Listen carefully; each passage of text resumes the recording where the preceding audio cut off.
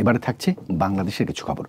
সর্বনাশা ঘূর্ণিঝড় রেমালের আঘাতে ক্ষতবিক্ষত উপকূল, জলোচ্ছ্বাসে প্লাবিত গ্রামের পর গ্রাম, পানিবন্দী লক্ষ লক্ষ মানুষ, পুরোপুরি বিধ্বস্ত ৩৫,০০০-এরও বেশি ঘরবাড়ি, আংশিকভাবে বিধ্বস্ত ১.৫ লক্ষ ঘরবাড়ি, সরাসরি ক্ষতিগ্রস্ত ৩৭.৫ লক্ষ মানুষ, বিদ্যুৎ বিচ্ছিন্ন হয়ে পড়েন ৩ কোটির বেশি মানুষ, মৃত্যু হয়েছে ১২ জনের, বাঁধ ভেঙে তলিয়ে গেছে ফসলের ক্ষেত ও মাছের ক্ষেত, উপড়ে পড়েছে কয়েক লক্ষ গাছ, বিঘ্নিত হয়েছে ইন্টারনেট ও মুঠোফোন পরিষেবা।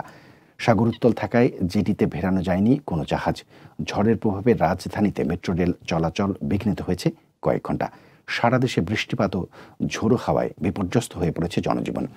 আবহাওয়া অধিদপ্তর জানিয়েছে, প্রবল ঘূর্ণিঝড় রেমাল দুর্বল হয়ে নিম্নচাপে পরিণত হয়েছে। সংস্থাটির সর্বশেষ বিজ্ঞপ্তিতে পায়রা ও মংলা সমুদ্র বন্দরকে ১০ নম্বর মহাবিপদ সংকেত নামিয়ে তার পরিবর্তে ৩ নম্বর স্থানীয় সতর্ক সংকেত দেখিয়ে যেতে বলা হয়েছে।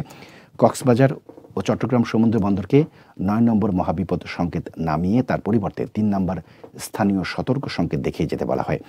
এছাড়াও উত্তর বঙ্গোপসাগরে অবস্থানরত মাছ ধরা নৌকা ও ট্রলারগুলোকে নিরাপদ আশ্রয়ে থাকতে এবং সাবধানে চলাচল করতে বলা হয়েছে।